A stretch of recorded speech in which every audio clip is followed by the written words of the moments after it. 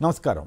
వార్తా విశ్లేషణ కార్యక్రమం లైవ్ షోకి స్వాగతం. ముందుగా ఈరోజు విశ్లేషణ. సాక్షి ఓ విధానం నినాదం లేకుండా ఆరోపణలు ఎజెండాగా పెట్టుకున్న చంద్రబాబు దుష్ప్రచారం చేస్తున్నారని, విధ్వంస పాలనతో రాష్ట్రాన్ని నాశనం చేస్తున్నారంటూ చంద్రబాబు చేస్తున్న విచిత్ర విన్యాసాల ప్రసంగాలపై సమీక్షనిస్తూ సాక్షి ఏషన్లో బ్యానర్గా ఇచ్చింది.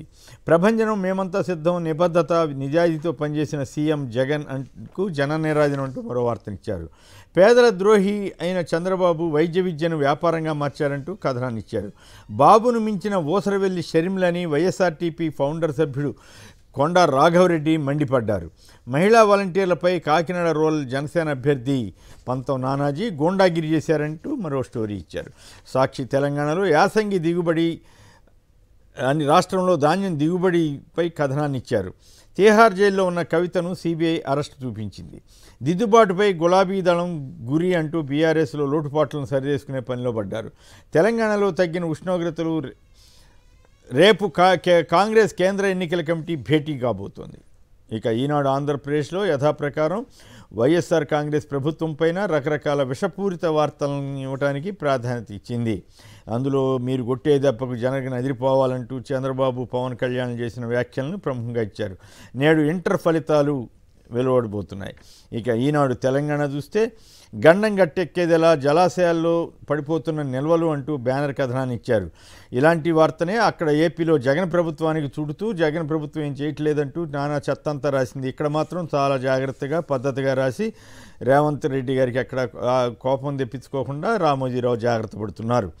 ఈనాడు కవితను అరెస్ట్ చేసిన సిబిఐ నేడు రౌస్ ఎవెన్యూ కోర్టులో హాజరుపరిచే అవకాశం. బడీడులో జబ్బు, నడి వయసులో ముప్పు అంటూ బ్రిటిష్ మెడికల్ జర్నల్ ప్రస్తావిస్తూ ఒక స్టోరీ ఇచ్చారు. నమస్తే తెలంగాణ. నిరుద్యోగం, ధరల ప్రభావం ఈ రెండింటి ఆధారంగానే ఓటు అని సిఎస్డిసిఎస్ లోక్నీతి సర్వే వార్తను ప్రముఖంగా ఇచ్చింది.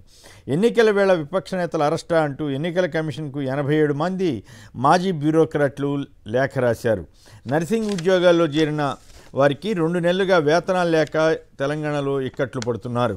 యుఎస్లో భారత విద్యార్థులు వరుస మరణాలపై మరో కథనాన్ని ఇచ్చారు. వెలుగు, ప్రెషర్ పెంచితే పుట్టుక్కు ఎక్కడికక్కడ పగిలిపోతున్న మిషన్ భగీరథ ఇంటర్ పైప్ లైన్లంటూ స్టోరీ ఇచ్చారు. మండుటెండల కారణంగా జోరందుకొని ప్రచారం, తెలంగాణలో బీజేపీ గ్రూప్ రాజకీయాలంటూ స్టోరీస్ ఇచ్చారు. ఆంధ్రప్రభ, భారీ మెజార్టీ లక్ష్యంగా వైఎస్ భారతికి పులివెందుల నియోజకవర్గ బాధ్యతలు అప్పగిస్తారంటూ ఈ పత్రిక ఒక కథనాన్ని ప్రముఖంగా ఇచ్చింది. సీమలో నోటాకు ఓటాదరణ అంటూ మరో స్టోరీ ఇచ్చారు. కేంద్ర మంత్రులకు ఫోన్లు ట్యాపింగ్ చేశారన్న అనుమానంతో రంగంలో దిగిన సెంట్రల్ ఇంటెలిజెన్స్ తెలంగాణ దేశంలో ఇచ్చారు. కాంగ్రెస్లో కొత్తగా చేరిన వారికి ప్రాధాన్యత లేకపోవడంతో పాత కేడర్ అసంతృప్తితో ఉందంటూ తెలంగాణ కాంగ్రెస్పై స్టోరీ ఇచ్చారు. వార్త, మహాలక్ష్మి పథకం వల్ల ఉచిత భారంతో ఆర్టీసీ కుదేలవుతోందని తెలంగాణ దేశంలో బ్యానర్గా ఇచ్చారు.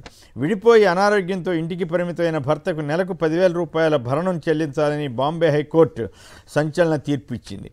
ఇక ఆంగ్ల పత్రికలు చూస్తే భారత్ జీడిపి 7% ఉండవచ్చన్న ఆసియా డెవలప్మెంట్ బ్యాంక్ అంచనాలను హిందూ పత్రిక బ్యానర్గా ఇచ్చింది. నేషనల్ హెరాల్డ్ కేసులో 751 కోట్ల మేర ఆస్తులను అధీనంలో తీసుకునేందుకు ఈడీకి దాదాపు లైన్ క్లియర్ అయిందని ఇండియన్ ఎక్స్ప్రెస్ కథనాన్ని ఇచ్చింది. మన్మోహన్ సింగ్ ప్రధానిగా ఉన్నప్పుడు ఉగ్రవాదంపై నోరు మెదపలేదని అమిత్ షా వ్యాఖ్యానిస్తున్నారు.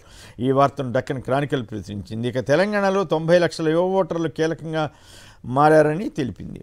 రేవంత్ రెడ్డి ఫోన్ ట్యాపింగ్ కోసం 25 మందితో ప్రత్యేక బృందాన్ని ఏర్పాటు చేశారన్న విచారణలో వెల్లడైందని టైమ్స్ ఆఫ్ ఇండియా కథనాన్ని ఇచ్చింది. కాగా రైతులకు ధాన్యం కొనుగోలుకు సంబంధించి కనీస ధర ఇవ్వటం లేదంటూ ఒక అధికారిని సస్పెండ్ చేసిన వార్తను క్రానికల్ ప్రచురించింది.